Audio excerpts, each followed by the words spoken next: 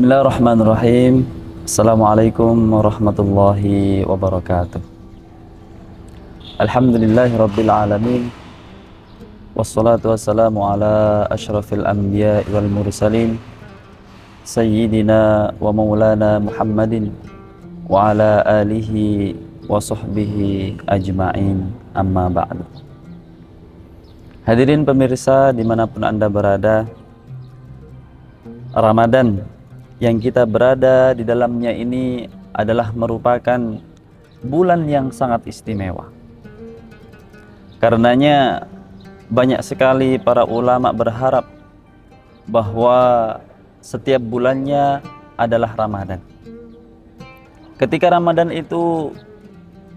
Ramadan tiba seperti saat ini, mereka betul-betul memanfaatkan Ramadan secara optimal. Selain menyempurnakan ibadah wajib, mereka juga tidak melewatkan sunnah puasa Ramadan.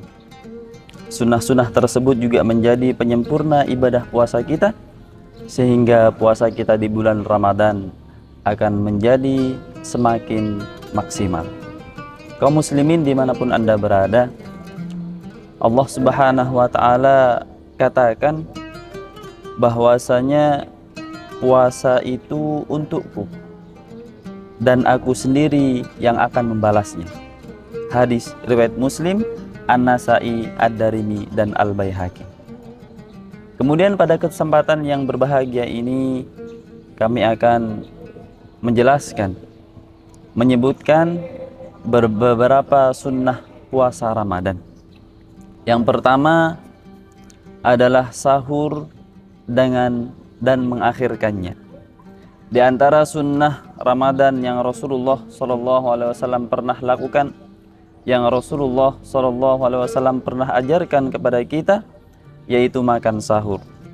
Sebagaimana sabda beliau dalam hadis sahih riwayat Imam Bukhari, "Tasahharu fa inna fis sahuri barakah." Makan sahurlah kalian karena terdapat keberkahan di dalamnya. Hal yang menyebabkan berkahnya sahur adalah karena ia menguatkan orang yang berpuasa, mengingatkan dan memudahkannya. Para sahabat yang merupakan generasi pecinta sunnah, merupakan para pionir dalam mengamalkan sunnah ini. Para sahabat Nabi Muhammad SAW adalah orang-orang yang paling segera berbukanya dan paling terlambat dalam bersahur. Hadis riwayat Baihaqi.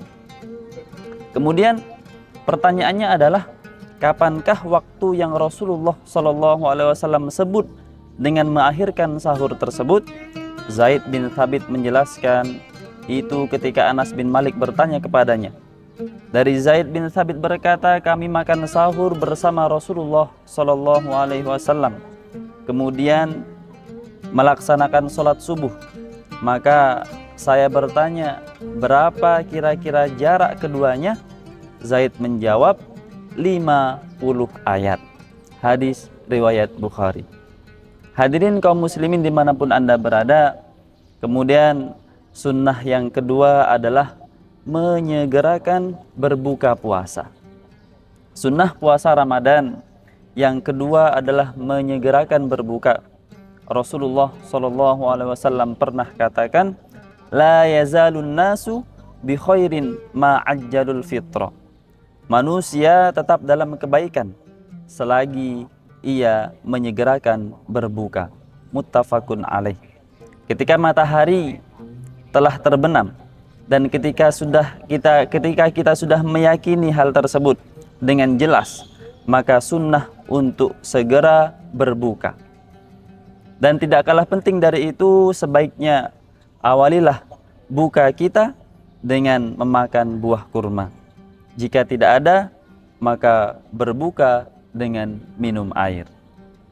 Kemudian selanjutnya adalah sunnah yang selanjutnya pada bulan Ramadan adalah memperbanyak doa.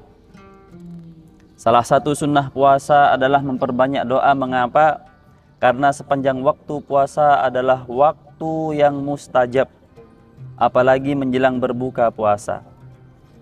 Rasulullah SAW pernah katakan, inna lis-shaimi 'inda fitrihi la da'watan ma turaddun.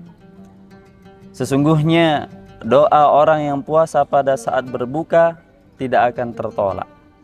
3 orang yang tidak tertolak doanya, yang pertama adalah imam yang adil, kemudian orang yang puasa sampai ia berbuka, dan yang selanjutnya doa orang yang dianiaya. Hadis riwayat Baihaqi. Tentunya setiap kita pastilah memiliki hajat kepada Allah Subhanahu wa taala. Dan setiap kita pasti mempunyai masalah dalam hidup ini. Maka berdoalah, memohonlah kepada Allah, kita mohon solusi dan jalan keluarnya. Dan yang lebih penting adalah kita berdoa kepada Allah untuk akhirat kita. Takutlah jika kita hanya berdoa untuk kebaikan dunia, akan tapi kita tidak mendapatkan kebahagiaan di akhirat. Na'udzubillah, summa na'udzubillah. Kemudian sunnah yang selanjutnya, pemirsa dimanapun Anda berada, yaitu sholat tarawih atau qiyamul lail. Di antara sunnah dalam bulan Ramadan adalah sholat tarawih, sebuah ibadah sunnah muakkadah yang tidak bisa kita jumpai di bulan-bulan yang lain.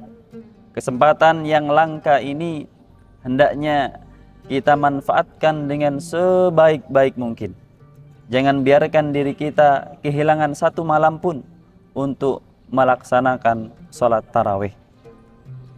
Abu Hurairah, ia berkata, Rasulullah SAW pernah katakan, beliau menganjurkan sholat malam pada bulan Ramadan tanpa mewajibkannya. Maka beliau bersabda, barang siapa yang sholat malam pada bulan Ramadan karena iman dan mengharap pahala dari Allah Subhanahu wa taala, maka Allah akan mengampuni dosa-dosanya yang telah lalu. Kemudian yang terakhir, kaum muslimin dan muslimat dimanapun Anda berada, sunnah puasa yang kita lakukan yaitu tadarus Al-Quran atau tilawah Al-Quran. Sunnah lainnya pada bulan Ramadan adalah tadarus Al-Quran. Rasulullah SAW adalah orang yang paling dermawan, dan kedermawaannya memuncak pada bulan Ramadan ketika Jibril menemuinya, dan Jibril menemuinya setiap malam untuk bertadarus Al-Quran. Sungguhnya Rasulullah SAW lebih murah hati melakukan kebaikan daripada angin yang bertiup. Hadis riwayat Bukhari.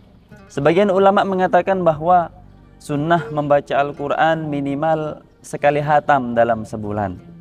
Jika lebih lagi, kalau bisa 2 kali hatam. Jika bisa lebih banyak lagi, tentu saja itu menjadi lebih baik.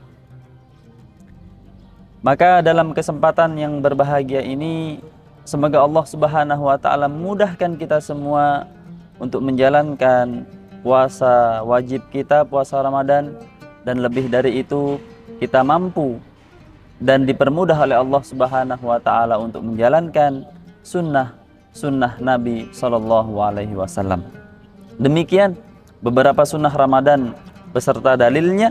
Semoga motivasi kita untuk semakin menyempurnakan puasa hingga kelak kita berbahagia di hadapan Allah Subhanahu wa taala. Wallahu a'lam bishawab. Akhiru kalam. Wassalamualaikum warahmatullahi wabarakatuh.